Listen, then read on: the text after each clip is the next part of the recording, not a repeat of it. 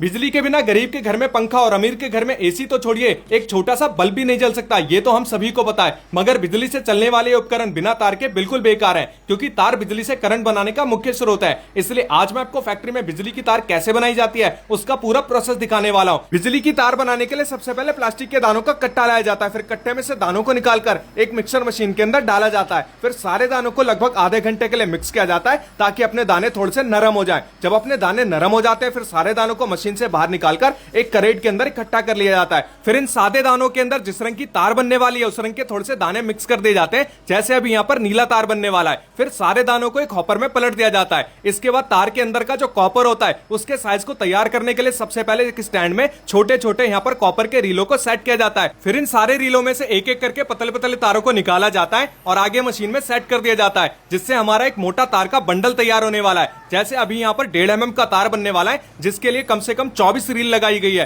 तो ये देख सकते हैं मशीन में इस तरीके से सारी पतली पतली जो रीलें होती हैं वो आगे बढ़ती रहती हैं, जिससे हमारा एक मोटा पूरा बंडल बनके तैयार हो जाता है। जब अपना बंडल बनके तैयार हो जाता है, इसे मशीन से बाहर निकाला जाता है। फिर इस बंडल को उठा के एक दूसरे वाले स्टैंड में सेट किया जाता है। इसके बाद यहां से तार बनाने का जो मेन प्रोसेस है वो भी स्टार्ट हो जाता है, जिसके लिए भैया ने तार के बंडल में से तार को निकाला है और इसको तार बनाने वाली मशीन के डाई में सेट कर दिया है। जिस भी साइज की तार बनने वाली होती है उसी साइज का यहां पर डाई भी सेट किया जाता है और इसको हॉपर वाली मशीन के साथ जोड़ दिया गया है। फिर इसके नीचे हीट लगा दिया जाता है। अब इस कॉपर के तार को एक पुराने वाले तार के साथ जोड़ा जाएगा, बांधा जाएगा, ताकि इस कॉपर के तार को आगे खींचने में मदद मिले। फिर डाई को अच्छी तरीके से हॉपर वाली मशीन के साथ जोड़ दिया जाता है। मशीन का सारा सेटअप होने के बाद कॉपर के ऊपर जो प्लास्टिक होता है उसको चढ़ाने के लिए सबसे पहले मशीन में से प्लास्टिक का एक वेस्ट निकलता है, जिसको तोड़ के अलग कर दिया जाता है। फिर प्लास्टिक का जो सही शेप होता है वो कॉपर के ऊपर इस तरीके से चढ़ने लगता है और पीछे से भी मशीन को चालू कर दिया जाता है, जहां से अपनी कॉपर की जो तार होती है वो इस तरीके से मशीन में आगे बढ़ती रहती है और प्लास्टिक के साथ मिक्स होकर तार का शेप लेती रहती है। अभी आपको लग रहा होगा कि तार के ऊपर जो ये नीली प्लास्टिक है